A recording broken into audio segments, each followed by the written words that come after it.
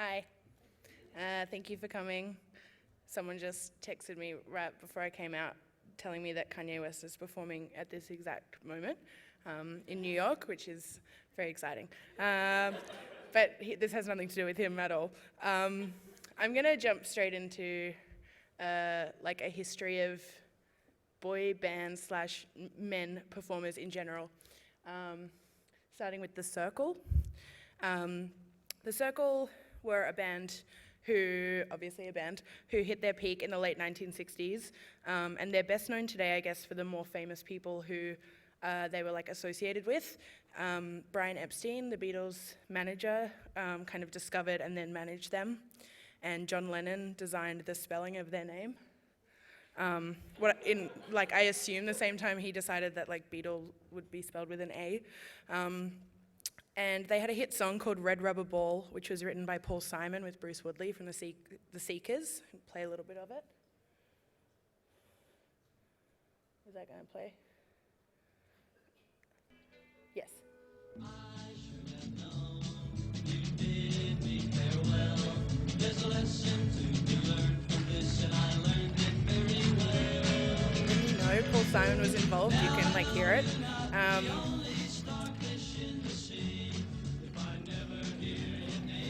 It's kind of a tune. I've been listening to it a lot. I really like it.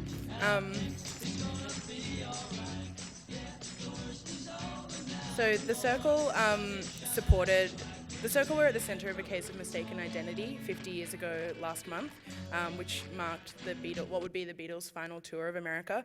And when they came to Washington, D.C., there was this group of local teens who devised a plan to dress as The Circle and sneak into the DC stadium to meet the Beatles. This is from their scrapbook of that day. They dressed in The Circle's trademark turtlenecks, as you can see. Sorry, I'll stop turning away from the mic. And they hired a limo, and they had friends masquerade as The Circle's like manager and tour manager. And one of those guys called the local police to get a police escort to the show. And so you can see the police motorbike in that photo. Because they said yes. I guess if you just called the police in the late 60s and were like, we need an escort, they just said yes. So on the day of the show, the most important part of the plan, though, wasn't these guys who now look like this, nor the police or the limo driver or anyone working in the stadium. It was Margie, who was the younger sister of one of these guys. And it was her job to start screaming for The Circle when the boys ran from a local hotel into their waiting limo. And in an interview with the Washington Post last month, one of these guys said, it was the dynamic where once there were two screaming girls, all the other girls in the lobby went, oh, we'll scream too. And this had been the hallmark of heteronormative pop hysteria for a little over 2 decades at that time. During World War II, I just realized I have a screen there, so I'll stop turning away. During World War II, when the rest of the clean-cut, blue-eyed boys were off fighting for their country, American girls took off their shoes and danced in their bobby socks and bow ties to Frank Sinatra. It was at a concert in New York City in October 1944 that those teenage girls set the precedent for what we understand as pop fandom today. Sinatra had hype, but on this day he created mania. Over 30,000 bobby soxers took over the streets of Manhattan and screamed for their Frankie. His press agents famously hired a handful of girls to scream when he rolled a note during his performance at the Paramount Theatre, but thousands more joined in all on their own without being told to. And that day is now known as the Columbus Day Riot. And a month before that, 17 magazine was launched, which marked the moment when teen girls like officially became a thing, and soon after seized power of popular culture. Pop stars and their audiences are in a constant exchange of power. For a long time, it was the people on stage, especially men on stage, who held all of that power. But in recent years, the dynamic has reversed. And like a musical panopticon, the people doing the observing are the ones who have clawed some of that power back, largely thanks to the voice, platform, and community that the internet gives them. And I'll get to those modern fandoms soon, but first I'm going to blaze through about 50 years worth of their predecessors, and I'm very conscious that this is just an overview, because obviously there wasn't just like one band per decade that people were excited by, so don't send me mean tweets or anything. So we've seen the 40s and the 60s, but in between was somebody obviously very significant. Between the years of 1953, when an 18-year-old Elvis Presley walked into Sun Records and met Sam Phillips for the first time, and 1960, when he returned from military service in Germany, all eyes were on Elvis. I was obsessed with Elvis when I was a kid. I asked for a guitar for my 7th birthday so I could be him. And I watched the movie Roustabout, which was one of his during his Hollywood years, one of his made-for-TV movies where he played a guy whose motorbike crashed at a carnival and he became a carny. And earlier this year I got to visit Graceland. That's when you arrive, you get an iPad that hangs around your neck and some headphones, and it has videos and photos of all the exhibits, and John Stamos does the voiceover, which is amazing. It was so good. But going there was kind of the culmination of a lifetime of fandom and obsession with Elvis. And here are just some photos of me at Graceland that I found on my phone. This is his Hall of Gold records. That's the poster for Girls, Girls, Girls. That's done in glitter puff paint. That's all his Las Vegas costumes. And that's the piano where he sat and played before literally right before he died. He played the piano and then went and died. Sorry, that's really depressing. That's the pool. And this is a leather jacket that he wore for his, I think it was 1968 comeback special. And when I was a kid, I had a doll that wore that exact same outfit. But among all of the gold records and scripts for his Hollywood movies, there was a significant amount of space at Graceland devoted to what his fans created for him. There were these oil paintings by fans that get pride of place in what was Elvis's dad's office. And more oil paintings. That one on the left is a full-sized image of him. And then you can see down on the bottom right, there's his mum, who was a big part of his life, and he and Lisa Marie. And here there's an entire display dedicated to handmade posters and books and shoes and handmade merch that fans lovingly created. These handcrafted trophies and posters and costumes and oil paintings that Graceland honors so lovingly all speak to something so much bigger than the enormous mythology of Elvis Presley. They legitimize and value the largely scorned act of fanning, of being in love with the work and idea of a celebrity or pop culture product. Graceland is as much a shrine to the people who loved Elvis as it is to him. We see a version of these adoring hordes in movies, like Bye Bye Birdie. It'll come in a sec.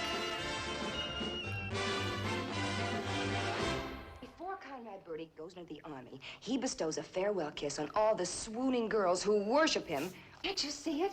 Birdie, their idol, their leader, kissing one fabulously lucky teenage Tessie? Conrad Birdie. Mommy! Mommy! Baby! Mommy! Conrad Birdie's coming here to kiss me! Bye Bye Birdie is all about that certain something that excites young people when they reach that certain age, especially girls like Anne Margaret. I cut off a second too early. The story of pop sensation Conrad Birdie and Elvis Proxy being drafted to the army and promising one last kiss to one lucky fan satirizes the Beatles-era obsession understood by teens and so confusing to adults of the time, to the point where its girls, like Anne Margaret, are painted as hysterical. But as we know, that view of fandom didn't end with Anne Margaret. This is a very low-quality recording from a TV. Oh no, it didn't play. Nope. These girls. Spoiler alert. Okay, there was a video in here. No, it's not going to play. It was the opening scene from Josie and the Pussycats, if you remember that movie. It's a bunch of screaming girls crying about a band called Du Jour. And Josie and the Pussycats was a comic book to live action film adaptation that perfectly skewers the mechanical processing of pop artists in the late 90s and early 2000s.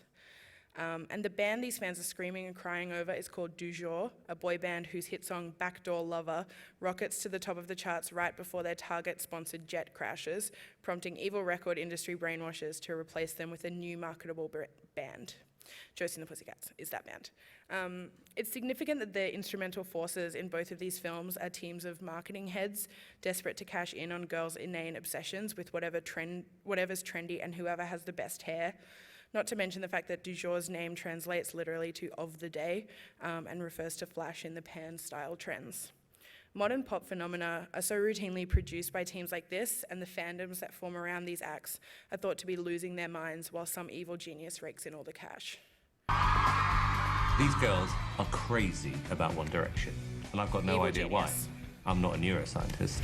As soon as directioners listen to music and find the music pleasurable, what happens in the brain is that a neurochemical called dopamine is released and provides feelings of joy and happiness. Shivers, goosebumps, strong pleasure. The girls are not crazy, the girls are just excited. So if you're not familiar, that's a clip from One Direction's 2013 concert film and origin story called This Is Us. It's a film that all at once kind of managed to paint the band's fans as hysterical, but also gave them all the credit for 1D's success, and in this case it literally diagnosed their passion. And I'm talking a lot about fangirls here, but of course not everyone who went nuts for Elvis or Sinatra or any of these other bands were female. But nonetheless, I'm going to focus on the girlness of obsession because pop fandom is undeniably gendered, as is the word hysterical that they so often get called. When men indulge in their obsessions on a detail-oriented, granular level, they're nerds at worst or experts at best. Even the term fanboy is associated with guys who connect a cultural product to their identity and defend it against interlopers whose shared interest is perceived to devalue it. Those interlopers are more often than not girls. So it was referenced earlier in the Q&A with Kim Gordon, but Jessica Hopper, who did the keynote here at Big Sound last year, wrote this tweet, and she gave a talk last year about all of the responses she got on Twitter when she asked women to tell the stories of the first time they were made to feel like they didn't belong in music. And one of those responses read, I think I've got it here, high school, age 12, having to reel off a detailed list of album/song titles before any boy would accept that I liked Green Day.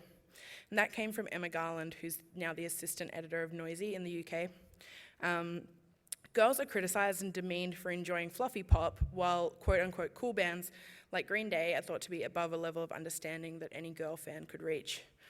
Last year for Vice, my friend Sinead Stubbins wrote about the constant interrogations that ultimately made her give up her displays of fandom altogether. In the essay, Douchebag Music Dudes Made Band T-Shirts Too Much Work, she writes, "The lesson to music dudes, it doesn't matter how much you love a band or record or track, you're a poser, you're a poser if you're not a guy." I'm gonna try not to say the letter P. We don't blink twice when hypebeast dudes line up overnight to buy a screen-printed shirt that Kanye West designed, nor when girls take inspiration from Taylor Swift or Ariana Grande or Selena Gomez because those relationships make sense. But there's a special scorn reserved for girls in the audience watching young men on stage. Even when those fangirls engage with artists' work on a critical level, their mere presence or adoration reads as surface level by default.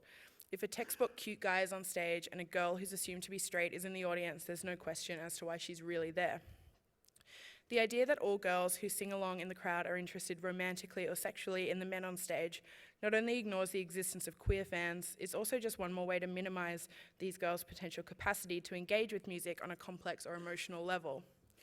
The fandom and fetishization of girls is all wrapped up in the very familiar performance of groupie. I wrote groupie-dom, but it's like that kind of thing that you would read and understand it, but when I say it, it sounds weird. In Almost Famous, another film about fandom that shines a light on the gaps that women desperately try to squeeze into so they can be allowed to tag along for the ride. That's playing, okay, good. Groupies, or I guess Almost Famous coined the PC term band-aids, are measured differently than the hordes of screaming girls because they have the gift of access. Where the audiences are swarming, noisy, faceless, and desperate, band-aids are special, included, and lucky. And I gave, as Nick mentioned in the intro, a different version of this talk about 1D specifically this year at the EMP Pop Conference in Seattle. And while I was there, I heard a keynote by the critic Ann Powers, who has spoken and written extensively about the men whose power and fame protected them in this era and allowed them to do with women whatever they liked. And I really recommend looking up Ann Powers' work if you don't know it already. But I heard a keynote by her at EMP all about the grimy, unsafe space in music for women in the 70s when Almost Famous was set. And she focused on what went on behind the doors of LA's Hyatt House at the time. And she wrote in the description of that talk, This period was one in which many Americans, baffled by the sexual revolution, sought to codify sexual roles and rules to make sex manageable at a time of profound change. At the same time, the mythos surrounding the music kept men and women in their places by establishing a system of conquest and road romance with clear roles for both male rock stars and female groupies.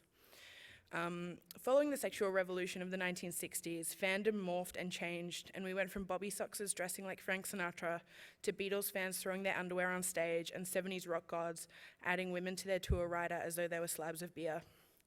And in humanizing these women and validating their emotions, Almost Famous reinforced the reality that groupies and fans are at their core just women who love music and seek out a band or community that allows them to express that love. Some just come away a bit more intact than others do. And I'm not going to stand here and say that the women of that era were totally empowered and in control of their experiences with these men, but nonetheless, removing that symbolic barrier between stage and audience and idol and fan did shift the dynamic in a significant way. 3 decades later, after surviving New Kids on the Block, Hanson, and the Lou Pearlman-fueled boy band rivalry of the Backstreet Boys and NSYNC, the daughters of these 70s rock fans played an essential role in the creation and preservation of a new, previously unseen breed of pop idol. When he was just 13, this GIF was a lot slower on my computer, and it looked really ominous when I was like, duh. When he was just 13, Justin Bieber was famously discovered by Scooter Braun, who found videos of the kid busking on the streets of his hometown, introduced him to Usher, and together they made history. A true internet success story, Bieber was the first artist to break out via YouTube and recently made history as the first artist to collect 10 billion total views on Vevo. The first of those for the 2010 single Baby and one of the more recent critically adored What Do You Mean have over 1 billion each. His rise has always been seen as a collaborative effort between a focused industry strategy and the genuine affection of kids who sat in their bedrooms and watched him serenade them through their computer screens. Their role was the one with the power. It's the one that makes him break records. Justin has had literally millions of fans going nuts for him for over 7 years now, but the root of his early appeal was in singling out specific girls and making them each feel like the one. During live performances of his second single, One Less Lonely Girl, Bieber's team would select a girl from the audience and bring her on stage where he'd perform just to her. Recent writing and commentary on fan culture has spoken to the concept of parasocial interaction, or PSI, which is the idea that audiences who watch TV shows or sports games, or in this case, artists and bands, feel such an intensely close bond with the people that they watch regularly that they think, and I'm going to quote from Wikipedia here, they think they're engaged in a reciprocal relationship with them and feel as though a mediated other is talking directly to them. PSI can be developed to the point where media audiences begin to view the mediated others as real friends. Justin's performances interrupted this interaction because he showed these girls that he really truly saw them, or made them think that he did anyway. In a sea of thousands, each of these girls was lonely, a fate that Justin's attention saved her from. In his 2008 book, Teenage, John Savage wrote, "In concert, he seduced his young audience. His bright blue eyes raked the crowd, singling out individuals so that he appeared to be singing for them alone, just one in a crowd of thousands." And he was talking about Frank Sinatra when he wrote that, a pop star whose model Bieber has clearly followed closely, whether he knows it or not.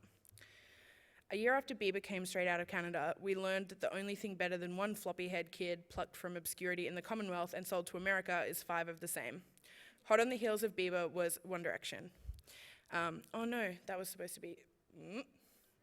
One Direction were formed on the X Factor in the UK, where they came 3rd, and it's miraculous for any reality TV winner or boy band to have staying power, let alone a runner-up and let alone a boy band runner-up, but their early engagement with social media and the proximity their fans felt to them and essentially to one another cemented One Direction's success. Their 5th record, which was released last year, pays homage to artists as far-reaching as the Eagles, Fleetwood Mac, Paul Simon, and Oasis, but for all their best efforts, One Direction has been unable to cross over into that territory and earn themselves more legitimate listeners. And by legitimate, I mean older and male, and not to quote myself, but I am going to. In a piece for Pitchfork last year, I wrote, "When fame is girded by a swelling teenage..." I didn't just want to repeat something and be like, I've heard that somewhere. When fame is girded by a swelling teenage female fan base, the celebrity becomes false, temporary, and unearned. We're always grappling for a reason to disregard the value of a popular and populist product, and the presence of teen girls offers up a handy barometer. If they like something, you can be rest assured it's not worth a serious listener's ear. And in the last few years, that old assumption has rung true and loudly, that the work consumed and beloved by young women is devalued. Sorry, I had like a drink fizzy water before.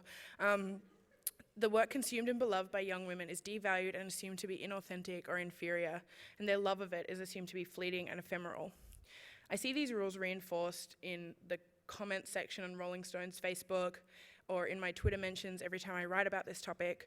Pop acts are declared fake or manufactured if they don't play their own instruments or write their own songs, and their popularity is written off as nothing more than a successful publicity campaign targeted towards society's most gullible girls. In the case of a band like, I think I have a slide here. Yeah. In the case of a band like One Direction, who've been writing the bulk of their own songs for years, something that should make their work more credible, the fact that their origins were in reality TV does the job of discrediting them. For bands like the 1975 or 5 Seconds of Summer, who both write their own songs and play their own instruments, the number of girls selling out their stadium shows or loving them vocally online does all of that work. In a pop music power ranking, these girls come last, with the bands they love not far behind. There's always this inherent misogyny in conversations about taste. Despite the fact that girls buy concert tickets and records and merch, that they contribute just as much financially to the music industry as any man of any age does, their interests and passions are routinely devalued. Last year, 1D fans were dealt the double blow of first learning that Zayn Malik had left the band, and then that no other singles from his last album with them would be released. The two that had already been released at that time were top 40 radio fodder called Steal My Girl and Night Changes. And in an interview, one fan told me, they're both great songs, but they are formulaic and sound exactly like the boy band pop songs that 1D has always released. So to combat this, tens of thousands of 1D fans, maybe even hundreds of thousands, there's like 55 million is the number over there, they rallied around this thing called Project No Control, which was a campaign that focused all its energy on the track No Control, written by band member Louis, that the fans thought represented the band and wished was released as an example of 1D, what 1D is really about. Within a week of this project launching, the track picked up 1 million US streams, its sales rose 1,674%. The fans didn't just want to consume the band's music, they wanted to control what was on the menu and took the tools they had to force the song to do what they hoped it would. They gifted the song on iTunes, tweeted about it until it trended, came up with lists of radio stations to call, Shazammed it, and which apparently contributes to chart stuff, I never knew that, and racked up plays on Spotify, all of which saw it rise 1,348 places up the iTunes song chart in just 2 days. The song won the wildcard vote on Billboard's Song of the Summer poll, and it hadn't been nominated before that. It was an additional entry, and the band added it to their set list mid-tour. And this is the reality of modern fandom today, but nonetheless, we still fall back to caricature and dismissal when it comes to talking to and about the people who are literally controlling the way that tracks are released and how well they perform. Instead, we quiz them on arbitrary, legitimate questions, like how many members are in Silverchair, as what happened to 1D fans at the Arias a couple years ago. Last year, Australian pop-punk band 5 Seconds of Summer further broke down the distinct barriers separating band from fan. I'm doing this a lot, sorry, I'm not very active in my air quotes. When they included their followers in the video for the track Jet Black Heart. In an essay on fandom and mental health that she presented at EMP, 5 Seconds of Summer scholar Maria Sherman wrote, "The song and the entire release deals with the insecurities typically associated with adolescence, depression, anxiety, and feelings of inadequacy, and the video serves to democratize the fan experience by placing the band and the fans on the same platform, all teary-eyed, singing the same somber song at the same time in the same way." We might not have a familiar historical reference point for the level of interactivity in this contemporary approach to fan culture, but these bands are nonetheless existing in the shadow of those that came before them. Because the pantheon of acts who couldn't have gotten famous without the support of teenage girls includes critically adored artists like Elvis Presley and the Beatles, who I mentioned, as well as ones I haven't touched on, like Michael Jackson and Nirvana. But their dedication during these artists' formative years is either ignored or marked as less valuable than the male opinions that mimicked them later on. Despite the inherited legacy of bands that young men exploding into the cultural consciousness thanks to the passion and dedication of a swarming vocal teen fan base, that was a mouthful. I'm hard-pressed to imagine a future where bands like One Direction are given loving tributes every year on the covers of prestige rock publications. like the Beatles are still. I walked into the newsagent the other day and there were like 3 new like Beatles anthologies. We've said a lot about them so far. Anyway, no offense to the Beatles. But truthfully, it doesn't matter how these fans are written or spoken about outside of their community because they're crafting their own narratives inside of them, ones that will exist whether that critical respect arrives or not. Earlier this year, the Queen's Museum unveiled the first showing of the new travelling exhibition, Hey Ho, Let's Go, Ramones and the Birth of Punk. Linda Ramone, who famously dated Joey and then married Johnny, has been the unofficial but eager historian behind the whole thing.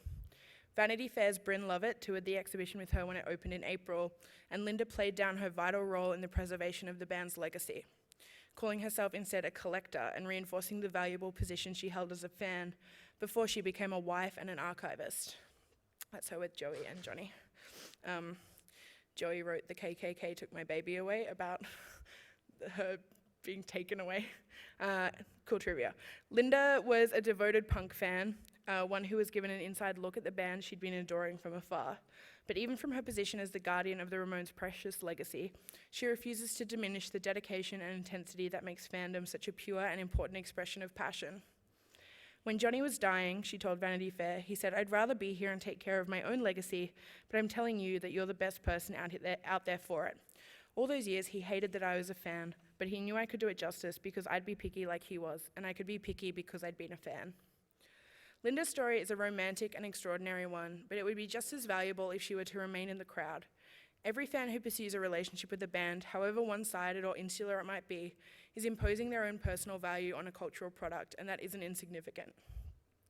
Every Elvis fan who labored over a piece of art, or Bobby Soxer who helped another girl fix her bow tie, oh, these are out of order, sorry, or One Direction fan who felt empowered enough to vocalize what she believes the band represents, owns a small piece of those artists. We might not have a responsibility as listeners or programmers or critics to respect these fans and their opinions, even though I think that we should, but history proves that the artists they swarm around are the ones we'll be interested in soon enough. Girls like these are arbiters of taste, and whether they're making noise about a band online or in the audience at a show, we'd all do well to start listening. Thank you.